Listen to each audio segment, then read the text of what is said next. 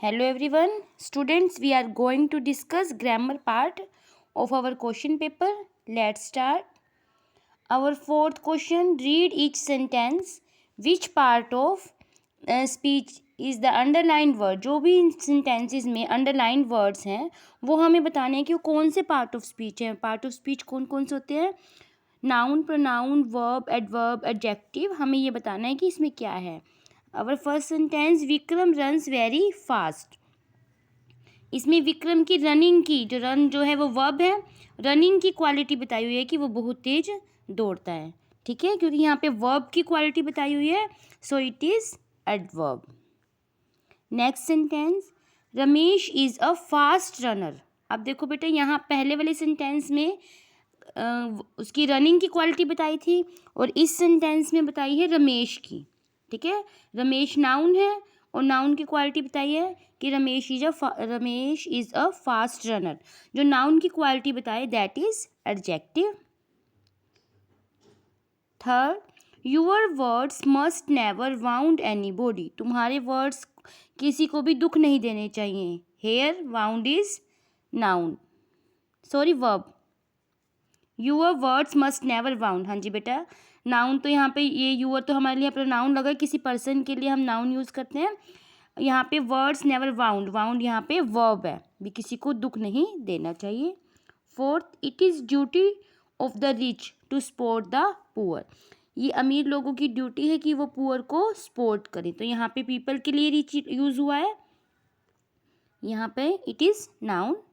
The bricks are kept behind the house. Bricks होता है ईंटें, दैट इज नाउन. ठीक है, जो ईंटें हैं वो घर के पीछे रखी हैं. अब आप देख रहे हैं name of any person, place और थिंग, दैट इज नाउन, क्योंकि यहाँ पे किसी थिंग्स की बात हो रही है. जब पर्सन की बात हो रही है जैसे यहाँ पे, तो यहाँ पे नाउन है. यहाँ पे किसी थिंग की बात हो रही है तो भी यहाँ पे नाउन है. और यहाँ पे वर्ब है और यहाँ पे रमेश की क्वालिटी बताई हुई है तो दैट इज एडजेक्टिव. यहाँ पे उसकी रनिंग की क्वालिटी बताई हुई है, वर्ब की क्वालिटी बताई हुई है, that is adverb. Next question: underline the finite verbs and circle the non finite verbs. हमें बेटा इन सेंटेंसेस में फिनिट और नॉन फिनिट वर्ब बतानी थी. जो फिनिट वर्ब्स है उनको हमें अंडरलाइन करना था और नॉन फिनिट वर्ब को हमें सर्कल करना था. और एक बस आपको ये देखना था, कई बच्चों को इसमें कन्फ्यूज़न हुई है कि किस अंडरलाइन कैसे करना है, सर्कल. चलो कई बच्चों ने ऐसे भी किया है कि नॉन फिनिट और फिनिट वर्ब की टेबल बना के लिखते हैं भी ये फिनिट वर्ब है और नॉन फिनिट. चलो वो भी ठीक है, फिर भी मैं आपको बता देती हूँ. जो फिनिट वर्ब है that can be change according to subject. अगर मान लो हमारा सब्जेक्ट सिंगुलर है या प्लूरल है, उसके अकॉर्डिंग जो फिनिट वर्ब है वो चेंजेस हो जाती है. बट नॉन फिनिट वर्ब पे सब्जेक्ट का सिंगुलर या प्लूरल होने का कोई फ़र्क नहीं पड़ता. आपने बस ये दो बातें ध्यान में रखनी है. जो फिनिट वर्ब है वो सब्जेक्ट के ऊपर डिपेंड है. अगर सब्जेक्ट सिंगुलर है तो उसके अकॉर्डिंग चेंज हो रही है, बट जो नॉन फिनिट वर्ब होती है उसके ऊपर सब्जेक्ट का कोई फ़र्क नहीं पड़ता. जैसे Gita likes to play tennis with his, बेटे यहाँ पे हर करवा दिया था मैंने, विद हर फ्रेंड्स. तो यहाँ पे गीता जो है, गीता सिंगुलर है इसलिए यहाँ पे लाइक्स लगाएं, तो ये फिनिट वर्ब है. अगर मान लो यहाँ पे प्लूरल सेंटेंस होता तो हम लाइक आ जाता, बट टू प्ले तो टू प्ले ही रहता है, चाहे यहाँ पे सिंगुलर होता है चाहे यहाँ पे प्लूरल होता है. ठीक है, इसलिए इस सेंटेंस में टू प्ले जो है वो नॉन फिनिट वर्ब है और लाइक्स जो है वो फिनिट वर्ब है. Next: we all enjoy. अब यहाँ पे भी बेटा वही है, इंजॉय जो है फिनिट वर्ब है. जैसे वी ऑल है या ही होता तो ही इंजॉयज आ जाता. अगर वर्ब हमारी चेंज हो सकती है, आपने ये देखना है, तो वो हमारी फिनिट वर्ब है, अदरवाइज नॉन फिनिट वर्ब है. अब ईटिंग है, इसमें ईटिंग नॉन फिनिट वर्ब है. We all enjoy eating ice creams in summer. I saw smiling faces. अब देखो जैसे बेटे ये वर्ब की फॉर्म लगी हुई है, इसमें सी भी आ सकता है, प्रेजेंट में भी हो सकता है, पास्ट में भी हो सकता है. ठीक है, इसलिए यहाँ पे ये फिनिट वर्ब है और जो स्माइलिंग है वो नॉन फिनिट वर्ब है. All the great religions tell us. अब रिलीजन्स था तो टेल अस आ गया. अगर रिलीजन होता कि सिंगल रिलीजन की बात होती तो टेल्स हो जाता. तो that is, this is finite verb. And to care, जैसे बेटा टू लगा है, अगर यहाँ पे कुछ भी हो लेकिन टू केयर का टू केयर, टू के साथ फर्स्ट फॉर्म ही लगती है वर्ब की हमेशा, ये बिल्कुल भी चेंज होने वाला नहीं है. So it is non finite verb. My parents are talking to my aunt. देखो बेटा जो इसमें आर है ये है फिनिट वर्ब, क्योंकि सिंगुलर प्लूरल का फर्क पड़ रहा है इसके ऊपर. और जो टॉकिंग है वो that is non finite verb. Clear everyone. और उसके बाद बेटा हमारा ये ओमिशन थी, इसमें देखो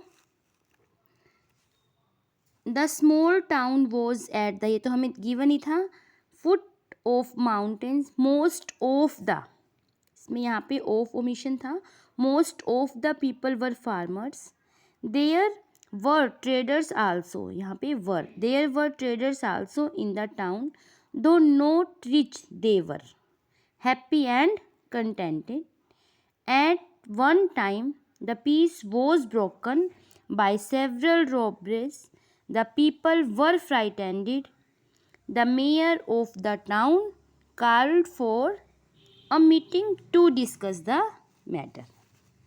अब आप देख लेना, और जैसे टेबल दी हुई थी आपको, इसमें यहाँ पे बीच में आपको जैसे मान लो यहाँ पे पहले इसलिए करके दिखाया हुआ है वॉज एट द, है ना, जो आंसर है वो आपको बीच वाले कॉलम में लिखना था और उसके बिफोर और आफ्टर वर्ड लिखने थे, ठीक है।